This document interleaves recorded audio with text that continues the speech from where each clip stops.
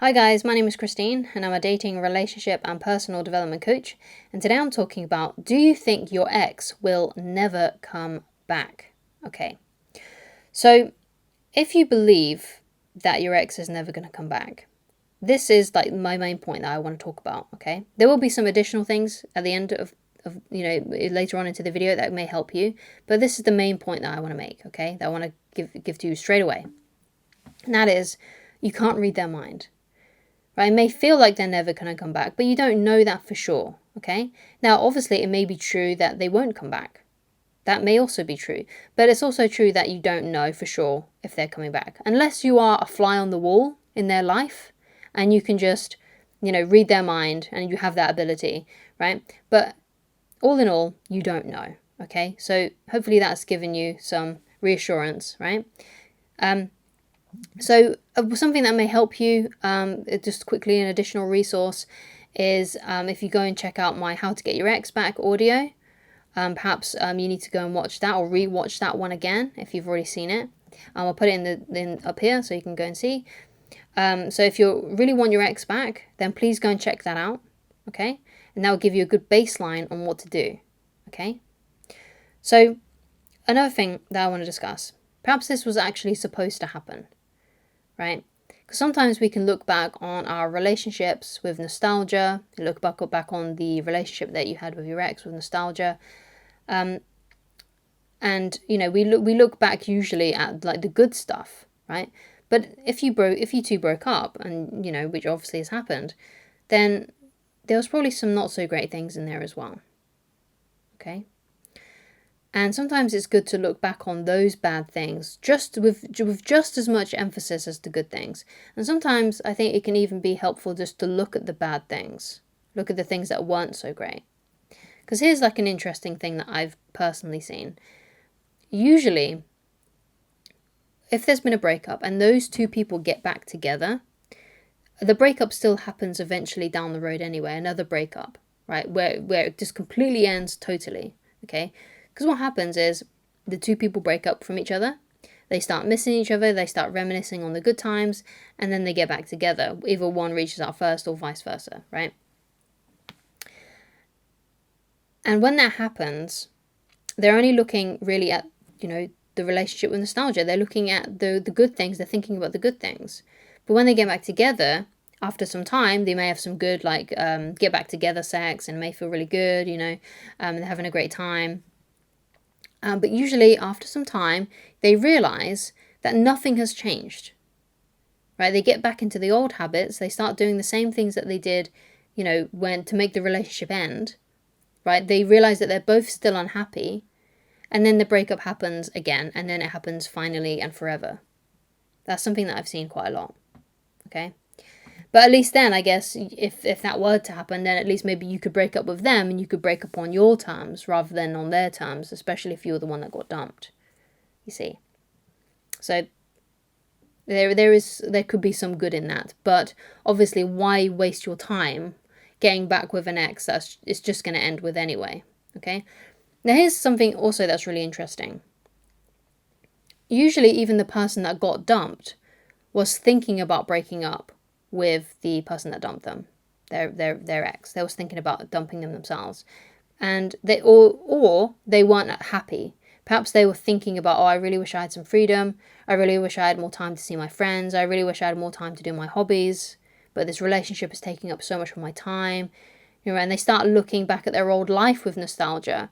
And because their ex can kind of tell, while they're together, obviously, that they're checking out and they're kind of wishing that they weren't in the relationship, they can kind of sense that. And that's maybe one of the reasons why they broke up with you. If you were particularly thinking that, if you were thinking, oh yeah, I really wish that this was over. I really wish I could do my old things. I really wish I could get back to my old life, right? And because you're thinking that, behaving in that way, you may be giving off basically subtle behaviors that are sabotaging the relationship. Like maybe you get a bit too snappy or something like that, and it makes your ex unhappy, right? And that may be one of the reasons why they broke up with you, because that was happening. They could tell that you weren't fully invested anymore. You weren't treating them like you did at the beginning of the courtship, where you were totally into them, because you started to miss your old life, right? That could be something as well. But I'm not saying that's exactly what happened with you, but it's something that can happen, right? And because the ex can tell that you're not fully invested, they break up with you because they feel like they're not being treated like the way that they did at the beginning. So that's just an interesting thing that I personally find quite remarkable, right? Is that usually both people are not really that into it anymore, even the one that got broken up with, right? And when they get back together, if they get back together, it usually still ends anyway because they realize that both people haven't changed. Like, neither, they say my ex hasn't changed, they haven't changed their behavior, but because they were looking on the relationship with nostalgia, they got back together because they missed the old times, the good times, right? But as human beings, we often fall back into our old habits when we do that sort of thing, when we get back into a relationship and you realize that things just haven't changed, right? And then they break up again for good.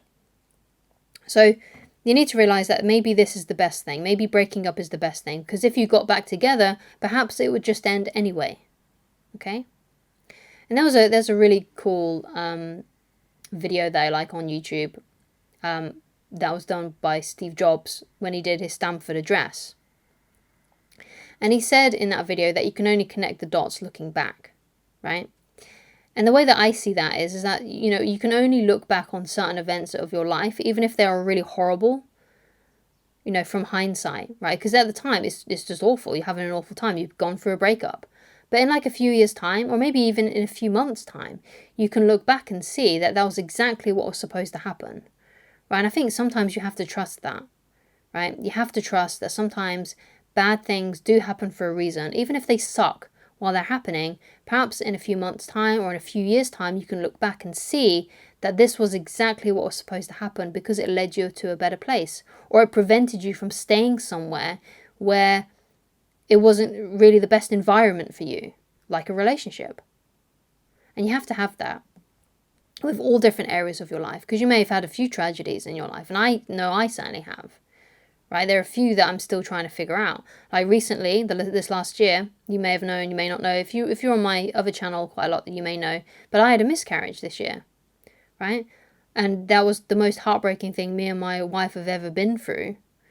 And right now, I'm hoping that one day that's going to make sense to me. Why we had to go through that. Why I had to physically have to go through that. I'm hoping that one day that's going to make sense.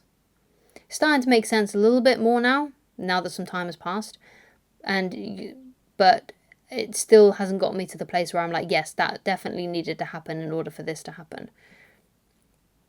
So you have to have hope, right? You have to have hope that one day the things that you've gone through will make sense. And I think from other certain events that have happened in my life, that is definitely true, right? So breaking up with that girl who I talk about all the time, my ex, who cheated on me, I feel like that was definitely meant to happen, right? Because what happened after that was quite interesting.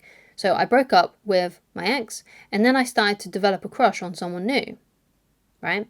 And she kind of liked me too, but then she started to lose a bit of interest in me, and basically it just fizzled out because she wasn't reciprocating, basically, as much as what she was to begin with.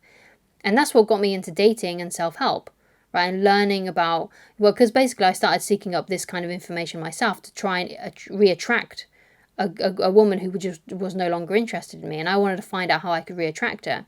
And by doing that, I came across so many different other dating coaches. The most popular ones that were there when I started doing this sort of thing, started researching this, was Marie Dubeck, Dating Logic, and Corey Wayne, right?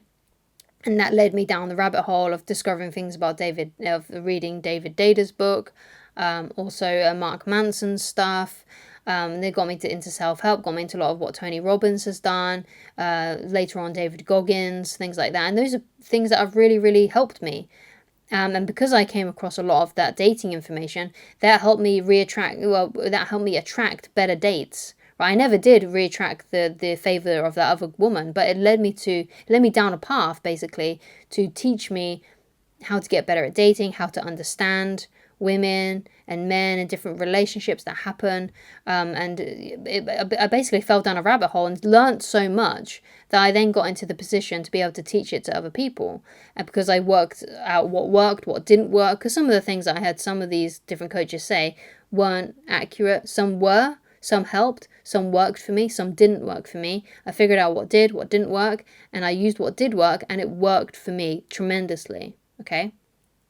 And that wouldn't have happened if I hadn't have broken up with my ex, if I hadn't have started developing a crush on that new woman. That would never have happened if I hadn't have gone through that situation, that horrible year where I was with someone who was totally, totally wrong for me, right? And it's only looking back you can see how these sort of events have snowballed into each other to create a better, way better life for myself. And if I hadn't gone through that, I would still be just as clueless, probably still be single, probably still be a total loser, because that's how I viewed myself at the time. And how I view my past self, I was a total loser. So I'm glad that things happened to me, bad things happened to me, because it kind of intervened. It kind of shook me up. It woke me up. And it helped me, right? And you've got to trust that that is what's happening for you, right? That this one day will all make sense, okay? And I think that can really help. So thank you so much for watching. If you would like to get in touch with me personally and you would like coaching with me, then please go to www.christineloveridge.com, and I shall talk to you again very soon. Goodbye, guys.